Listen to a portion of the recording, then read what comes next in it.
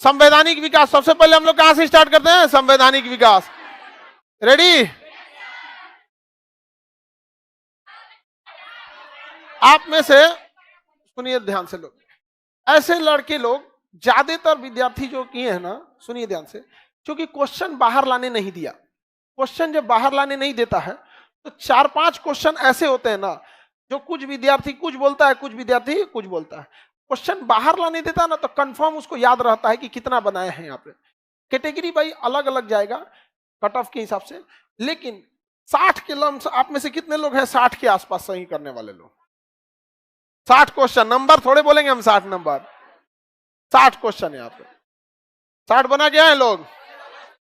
अच्छा 55 से 60 के बीच वाले लोग, 55 से ऊपर, 55 से ऊपर वाले, 55 से नीचे, 55 के नीचे। देखिए 55 के अगर नीचे है ना तो फीमेल के लिए थोड़ा सा ठीक ठाक है, बट अगर 55 से नीचे है तो बॉयज के लिए वो बीचों बीच में क्या हुए हैं, लटके हुए हैं। बॉयज के अलग अलग कैटेगरी का 55 से उठा के 63 क्वेश्चन के बीच में रखेगा, कैटेगरी बाई कैटेगरी, अलग अलग कैटेगरी के हिसाब से।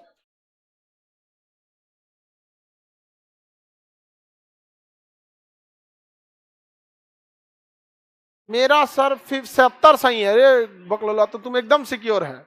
60 सही है, सही है, आप भी सिक्योर है। 73 है, 55 है। चलिए हम स्टार्ट करते हैं आप लोगों को। आज आपका 3-3 सब्जेक्ट चलेगा जी।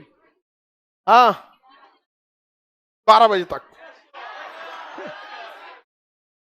संवैधानिक विकास क्या देखना है? संवैधानिक विकास। जिस दिन पीटी का एग्जाम था उस दिन पहले 12 बजे तक क्लास चला था, 1 बजे तक।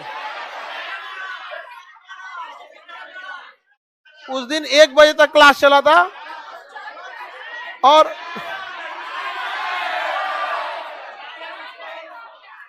आप लोग का चाय बिस्किट ही खा गया सब, उन्हीं सब के लिए था वो। चलिए अब आगे बढ़ते हैं हम लोग। सर फीमेल में है ईडब्ल्यूएस में 55 से 56 क्वेश्चन सही है बाबू, जब ठीक है। देखिए फीमेल के लिए कट ऑफ क्या हो जाता है, कम जाता है, मेल के लिए थोड़ा बहुत कट ऑफ ज्यादा जाता है। चलिए एग्जाम कैंसिल होने के लिए संभावना आधा आधा बना हुआ है। अब फोकस करते हैं हम लोग किस पे, पढ़ाई पे। रेडी? अब हल्ला नहीं करेंगे आप सब लोग। संवैधानिक विकास के बारे में हम देखते हैं। संवैधानिक विकास के बारे में इस बार से भी देखे थे तो क्वेश्चन आए थे, सब में क्वेश्चन आते हैं संवैधानिक विकास में। रेडी आप लोग? संवैधानिक विकास, इंग्लैंड जब भारत में आए थे सब तो भारत में लूट खसोट का अड्डा बना लिए थे सब। इंग्लैंड के सामने दोहरी चुनौती हो गई थी। राजा को जितना कमीशन मिलता था उससे ज्यादा तो चुरा लेते थे सब कंपनी वाले। इनफैक्ट राजा कंपनी से खुदे परेशान था और वो खोज रहा था कोई बहाना की कंपनी को चौपट कर दे। एक समय ऐसा आया था कि ब्रिटिश ईस्ट इंडिया कंपनी के पास उतनी जमीन थी जितना कि ब्रिटेन का अपने देश का जमीन नहीं था। अब सोचिए अडानी के पास इतना जमीन हो जाए जितना भारत का क्षेत्रफल है, भारत के क्षेत्रफल से ज्यादा अगर अडानी कंपनी के पास जमीन हो जाए तो भारत सरकार नहीं हिल जाएगी? पैसा की कमी है नहीं, जमीन भी ज्यादा हो गया, सरकारें हिल जाएगी भाई। उन लोग के पास पैसा की कमी थोड़ी है। अब भारत में तो दल बदल कानून जनबे करते हैं, 1/3 खींच लिए ये तो कोई दिक्कत नहीं, बांटने में पैसा उन लोग को क्या जाता है। लेकिन किसी को पैसे का शौक होता है, किसी को पावर का। बिजनेस में क्या है, पैसा है, थोड़ा सा सुकून है। पॉलिटिक्स में कोई सुकून नहीं है। एक बार चले गए ना पॉलिटिक्स में, कोई सुकून नहीं है। लोग वोट डालेंगे अपनी जाति के हिसाब से, 5 साल छाती चिल्लाएंगे, कोनो काम नहीं कर रहा है। काहे करेगा? उसको हार रहा है जो काम करेगा। तो संवैधानिक विकास जो था वो इंग्लैंड की महारानी एक्चुअल भारत के विकास के लिए नहीं करी थी, बल्कि वो कंपनी पर नियंत्रण स्थापित करने के लिए कि कैसे कंपनी में करप्शन को कम किया जा सके, जिस कारण उन्होंने भारत में अलग अलग नियम लाया था। चाहे वो रेगुलेटिंग एक्ट हो, ईस्ट इंडिया एक्ट हो, कोई भी नियम हो, वो भारत के लिए था ही नहीं। लेकिन भारत आजादी के बाद उसी सब कानून को फॉलो करते गया, इसलिए उन्हीं कानूनों को हम लोग अपना लिए थे। चार्टर्ड एक्ट या राज्य कानून, ये डायरेक्ट रेडीमेड कहां से बन के आते थे? ब्रिटेन से।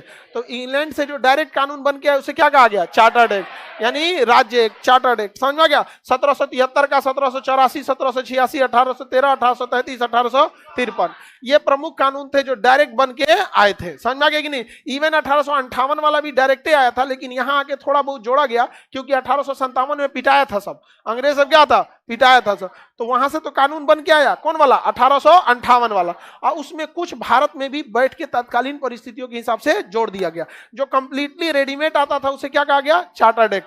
क्या कहा गया? Chartered act. रेडी आप सब लोग? और जो भारत में बनाया गया उसे क्या कहा गया? भारत शासन अधिनियम। क्या कहा गया? भारत शासन अधिनियम। भारत शासन अधिनियम। कोई दिक्कत है किसी को? चार्टर्ड एक्ट समझ में आ गया? भारत शासन अधिनियम अब देखते हैं लोग, 1858 वाला था, इसका 80% जो था इंग्लैंड से बन गया था, 20% यही मिलाए थे हम लोग। 1861, 1892, 1919, 1935। समझ में आ गया कि नहीं आ गया? इस सबको हम आगे बढ़ते हैं। सबसे पहला आता है 1773 का रेगुलेटिंग एक्ट। रेगुलेट मतलब होता है कंट्रोल करना, तो ये भारत को कंट्रोल करने के लिए नहीं था, बल्कि रेगुलेटिंग एक्ट कंपनी को कंट्रोल करने के लिए था, कंपनी को कंट्रोल करने के लिए बनाया गया था। और इस रेगुलेटिंग एक्ट के तहत सबसे ज्यादा पावर बंगाल को दिया गया। बंगाल के गवर्नर को कहा गया कि आप ही का दायित्व रहेगा, आप मद्रास को भी देखिए और आप बंबई को भी देखिए। समझ में गया? कलकत्ता को दिया गया, बंगाल के गवर्नर को कहा गया कि आप कलकत्ता, आपको बंबई भी देखना है और मद्रास भी देखना है। तो ये इसको पावरफुल बना दिया गया, मद्रास और बंबई को इसके अधीन कर दिया गया। और यहाँ के गवर्नर को गवर्नर जनरल बनाया गया। यहाँ बैठा गवर्नर, यहाँ बैठा गवर्नर। अब पहले यहां भी बैठता था गवर्नर, लेकिन कहा गया कि तुम रहेगा गवर्नर, तुम रहेगा गवर्नर और तुम रहेगा गवर्नर जनरल, गवर्नर जनरल। और यहां बनाया गया सुप्रीम कोर्ट। क्या बनाया गया? Supreme court. एलिजा एमपी इसके क्या थे? जज थे। एलिजा एमपी जज थे। तो बताइए किस सर एलिजा एमपी, चेस्टर, लिनेस्टर और हाइडे बाकी जज थे लोग। एलिजा एमपी याद रखना है, एलिजा एमपी। बताइए किस एक्ट के तहत, किस एक्ट के तहत कलकत्ता यानी बंगाल को सर्वोपरि बनाया गया? 1773। Supreme court 1773। कलकत्ता, मद्रास और बंबई को अधीन किया गया 1773। क्या यह भारत के लिए था या कंपनी के लिए था? कंपनी। अब वही हम लोग भी क्या कर लिए, उठा लिए यहाँ पर कंपनी में। लेकिन व्यापक करप्शन भर गया था, कंपनी में करप्शन भर गया था। अब कंपनी में करप्शन दो टाइप से होने लगा था। एक, देखिए करप्शन कई टाइप से होता है। जैसे भारत में ना एक सॉफ्ट करप्शन इस हिसाब से होता है ना कि तुम्हारा काम हम डिले कर देंगे, फंसा देंगे काम तुम्हारा, तुम मजबूर होकर पैसा दे दो, आप सही है, बिल्कुल सही है। तो एक होता है वो सॉफ्ट करप्शन, एक होता है हार्ड करप्शन, ना थोड़ा फंसेबे करेंगे हम। तो भारत में ज्यादातर करप्शन जानते हैं कौन वाला है? सॉफ्ट वाला है यहाँ पे, कि आपका काम ही रोक देंगे हम। आपको ना मार्कशीट बनवाने जाइएगा ना तो नाम की जगह कुमार की जगह कुमारी जोड़ देगा। भारत, बिहार सरकार चाहे उत्तर प्रदेश, कोई भी हिंदी मीडियम स्कूल कॉलेज देख लीजिए, उसे जो बच्चा सबका नाम, पिता का नाम नहीं सही लिख पाता है, सबका नाश दिया है सब, कहीं ना कहीं नाश देता है सब कि नहीं नाश देता है सब, तो नाश दिया है सब। तो करप्शन बिहार कर रहे हैं, ब्रिटिश ईस्ट इंडिया कंपनी में बहुत ज्यादा था। इसलिए उसको काम को दो भाग में बांटा गया। कहा गया कि एक काम रहेगा राजा से राजनीतिक संबंध स्थापित करना और दूसरे का काम रहेगा व्यापार करना। तो व्यापार करने के लिए हमेशा बोर्ड मेंबर की जरूरत होती है। किसकी होती है? बोर्ड मेंबर की। और उन्हें कहा जाता है board of director. Board of director. कोई भी बड़ी कंपनी में डिसीजन अकेले कोई एक आदमी का नहीं होता है।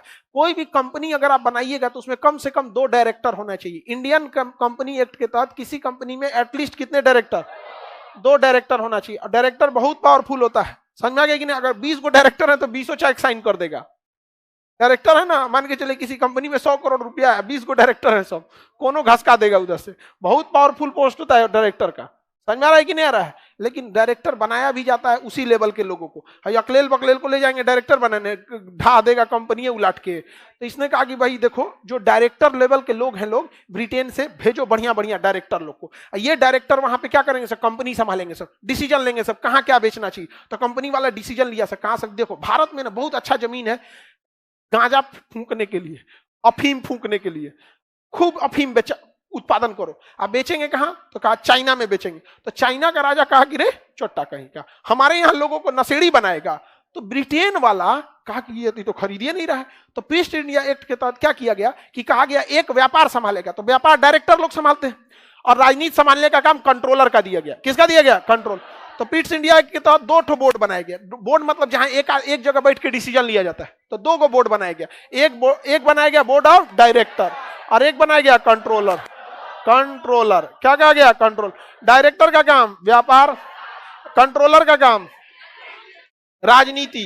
राजनीति राजनीति दोनों को अलग अलग कंट्रोल करना था। यानी ज्यादा पावरफुल कौन था? कंट्रोलर। तो देखिए कितना खतरनाक था सब। ये डायरेक्टर है बोला ना कि सबसे बेहतरीन रहेगा ना, क्या करना है कि ब्रिटेन, भारत में गांजा उत्पादन कराया जाए, खूब बढ़िया अफीम का उत्पादन कराया जाए और चीन में बेचा जाए। गया चीन में बेचने ना, तो चीन में बेचा, खूब फायदा हुआ, क्योंकि ये सब चीजों में बड़ी मार्जिन होता है। बिहार में शराब बेचेगा तो कोई तो बहुत फायदा होता है उसको, लेकिन पकड़ाता है तो उसको बहुत घाटा हो जाता है। हाँ, फायदा घाटा होते रहते। करप्शन वाला चीज है ये सब, क्राइम वाला। तो इंग्लैंड गया कहां पे? चाइना में। तो चाइना में ना बड़ी मार मारा सब इसको, ब्रिटेन वालों को, कहा भागे यहाँ से, गांजा बेचने चला यहाँ पे। तो ये सब डायरेक्टर सब किसको बोला? सब कंट्रोलर को कि रे चोट्टा तुम्हारा ही काम है राजनीति का, अब एक काम करो तुम सेना भेजो, कहां पर? ब्रिटेन में। अब चाइना में ये सब सेना भेजा सब चाइना में, और चाइना में युद्ध हुआ, और युद्ध का नाम हुआ अफीम युद्ध। और इस युद्ध के तहत चाइना ने स्वीकार किया कि हम अफीम बेचने की अनुमति देते हैं। सोचिए कितना खतरनाक है सब, कि अफीम बेचने के लिए युद्ध हो गया। ठीक हुआ अभी नहीं थे सब, नहीं तो बिहार सरकार से लड़ लेते सब, दारू बेचेंगे, बिहार सरकार से लड़ जाता सब, किस नाम पे? दारू बेचेंगे यहाँ पे। समझ में आ रहा है कि नहीं आ रहा है? और चाइना में दबा के बेचा सब, क्या चीज? अफीम, दबा के अफीम बेचा सब। अफीम बेचते बेचते उन सबको दिखा ना कि चाइना में ना चायपत्ती बहुत होता है, तो वहां से चायपत्ती उठा ले गया सब ब्रिटेन में बेचने के लिए। ये सब खाली इधर का सामान उधर बेचते रहता था सब। तो बताइए, बोर्ड ऑफ कंट्रोलर का काम राजनीति, डायरेक्टर का काम बिजनेस। आज भी बिजनेस किसके भरोसे चलता है? डायरेक्टर। शेयर होल्डर को कोई मतलब नहीं रहता है। समझा गया कि नहीं? क्या सारा काम किसका? डायरेक्टर। डायरेक्टर बड़ा पद रखता है यहाँ पे, शेयर होल्डर का मालिक है, वो बैठल है कहीं यहाँ पर। जैसे आप ट्रक देखते हैं, मालिक घरे बैठल है, चला रहा है कोई ड्राइवर यहाँ पे। तो बताइए, पिट्स इंडिया एक्ट में कंपनी में कितने चीज बनाए गए? 2। एक बनाया गया डायरेक्टर, एक बनाया गया कंट्रोलर। तो शक्ति के कितने केंद्र हो गए? 2। तो भारत में कौन शासन? द्वैत शासन। द्वैत शासन। व्यापार कौन देखता था? राजनीति, सैनिक, कंट्रोलर। पावरफुल था, आगे जाके यही कंट्रोलर ने दिक्कत किया था। ये सब भारत के हर एक राजाओं से लड़ लेता था, राजाओं को लड़ने लगता था सब, ये सब ना राजाओं को। इसलिए आगे जाके यही सब ना 1857 की क्रांति का नौ बतलाया था सब। अब मन भर पिटाया था सब 1857 की क्रांति में, और ये सब शिकायत किया था सब, हम कुछ नहीं किए हैं, हम पिटाए हैं बहुत तेज। तो पूछा तो तुम काहे पिटा गया? तो कहा कि 1857 में जो आदमी गोर दिख रहा था उससे भारत वाला नहीं पूछा सब कि तुम डायरेक्टर है कि कंट्रोलर है, बस गोर दिख गया, घेर के मारा था सब यहाँ पे। तब क्या किया गया? कहा गया कि भागो, इन दोनों को खत्म करो, इन दोनों को खत्म करो। और इंग्लैंड, इन दोनों में करप्शन बहुत ज्यादा था, तो वहां का राजा कहा कि अब शासन मेरे हाथ में रहेगा। एक्चुअल में राजा डर गया था, क्योंकि ब्रिटिश ईस्ट इंडिया कंपनी राजा से ज्यादा शक्तिशाली हो गई थी। राजा से ज्यादा क्या हो गई थी? शक्तिशाली। कभी राजा से ज्यादा शक्तिशाली नहीं होना चाहिए, समझा? ये